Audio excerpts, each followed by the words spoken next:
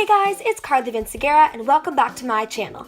So today I'm going to be showing you my stretch and strength routine if I were going to be dancing. So to start off, I'm just wearing this comfy t-shirt, these athletic leggings, these red shoes, preferably tennis shoes, didn't have any at my disposal. I put my long hair up and I'm not wearing any makeup. You'll be needing a yoga mat or just a beach towel, a smaller towel for sweat or whatever, some little hand weights, mine are just 6 pounds each, a yoga ball, and water. Okay, let's get started. So before I stretch, obviously I need to warm up. I like to start with a bunch of jumping jacks. I usually do about 10 8 counts. Then I'll just do various high knees, butt kicks, and burpees for about a whole song, or until I feel warm. Then I like to take some nice deep breaths while doing ballerina squats, which are just normal squats where your feet are turned out. And then I will pulse holding a deep squat. I know this looks ridiculous, I know it does, but it's actually a really great exercise.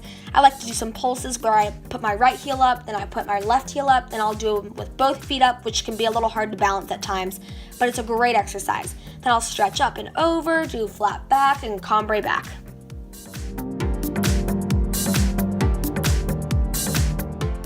Okay, then I'll just stretch up and down.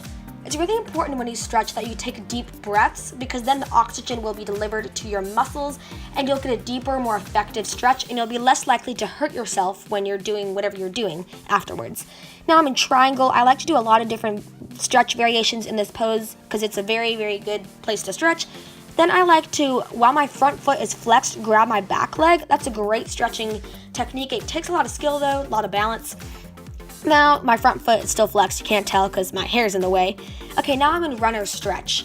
Now I'll balance up with my arms out, up, and then I'll do a flat back over. Then I'll go down with my elbows down and my back knee down. Grab that back foot. This is a great quad stretch. Take deep breaths, pull that back leg closer. Then I'll push my hips back and straighten my front leg. Keep that front toe pointed as much as possible, nose to knee. Now dancers, this is a great stretch if you want to get your fans. Just pull that front leg over and stretch over to the right. Then I'll sink my hips down to get a deeper stretch. Now I'll twist to stretch my back. It's really important to sit up straight in this position. Don't hunch over and then twist the other way. Back to lunge. And now this is a good exercise. If you put your hands behind your back, try to keep your hips where they are and just move your back leg. Blend it, straighten it, bend it, straighten it. I do this about 5 to 10 times. It's a pretty hard, intense exercise, but it's really great for your legs. Okay, and then once I'm done with that, I'll just go back to triangle and then to center where I'll grab my elbows and then just swing through. Then I'll plie, roll up, and repeat that whole process on my left leg, but I won't show y'all that because that's just repetitive. Just follow the same thing on your left leg. Okay, then once I am done with my left leg, instead of swinging this time, I'll grab my ankles, do some plies and stretches to really get a deep stretch. Then I'll also reach through the center, plie, and then try to pull myself through. This is a really great stretch, and it will help your straddle as well. Then plie, roll up. Then go down to what I know as sumo stretch. Just stretch with my elbows, then I'll go up to my hands, stretch with my shoulders in. This is a pretty common stretch most people know about. Okay, pull out that yoga mat. Now we're doing straddle. So first I'll start with some rib cage isolations and then go over to my right stretch. This is a side stretch. You should feel it in your side. Then I'll do nose to knee, stretch to the center. Then I'll walk over to the left, stretch left center. Now this process goes in reverse where I'll do left nose to knee. Then come up and do isolations again and stretch to the left.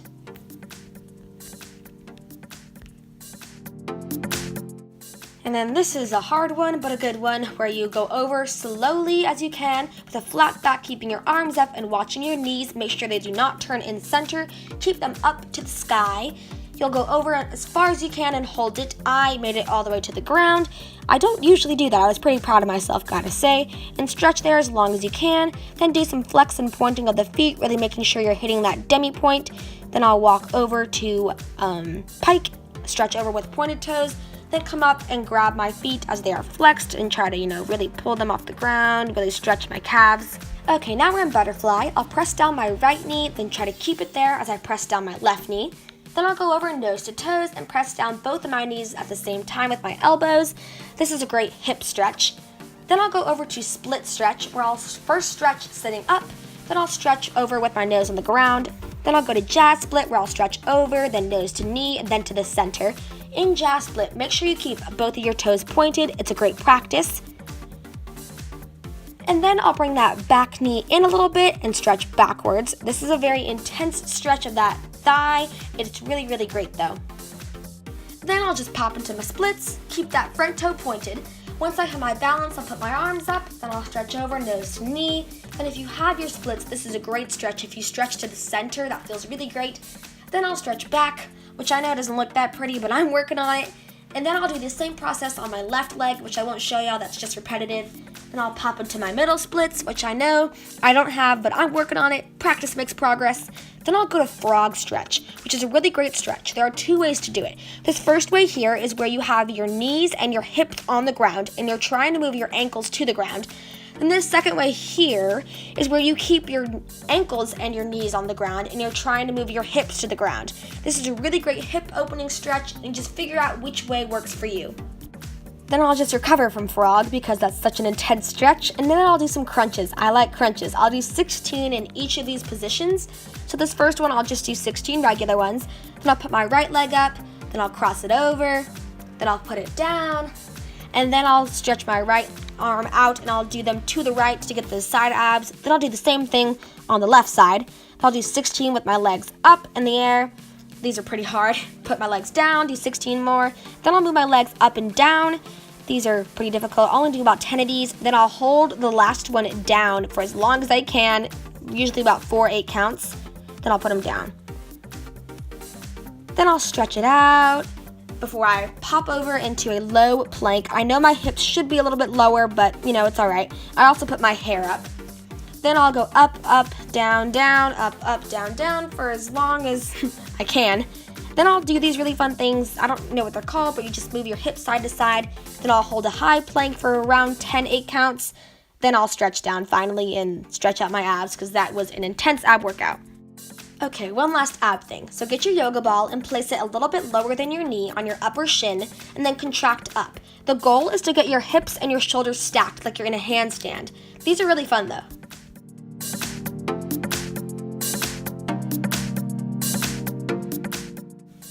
Okay, this is probably my most favorite exercise. These are calf raises. I will usually do about 50 to 100 of these depending on how good I feel. These will leave you quite sore though, I will say. Make sure you keep your arms strong and you raise to your highest releve. This next one looks kind of funny too, I know, but this is an arm workout that doesn't require any weights. And you can really personalize it and do whatever you want. The whole thing is just don't put your arms down for a whole song. So I just do little pulses, big flaps, other random stuff. But eventually your arms will burn and it is a great workout.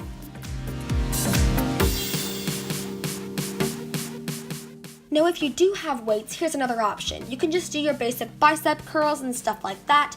I usually do 25 each arm. Then I do these weird things, I don't really know what they are, but they're fun. Again, 25 each arm. Then I'll do tricep curls, which I'm not that good at. I'll only do about 30 of these. Then with the weight in each arm, I'll finish it out with lunges. Then as you should with any workout, I finish it out with some stretches. These are just any various stretches from the beginning. Here's a key. If you want to not be sore after your workout, stretch. It releases all the lactic acid that builds up in your body when you work out, and therefore you won't be sore the next day. Hey guys, I hope you enjoyed that video. I know it's a little bit different. I've gotten a lot of requests to do dance videos, so this is kind of like a start, maybe. This is how I begin to dance. So please like this video if you liked it and comment down below if you would like to see more stretching, exercise, dance related videos. Subscribe to this channel for a new video every Saturday and some more sprinkled in between. I guess my song of the week is still the same song. I've still been into shout out to my ex from Little Mix, and then my top tuber is still James Charles, still the queen. He is amazing. So I'll leave them down below as always. Bye! This is Lucy.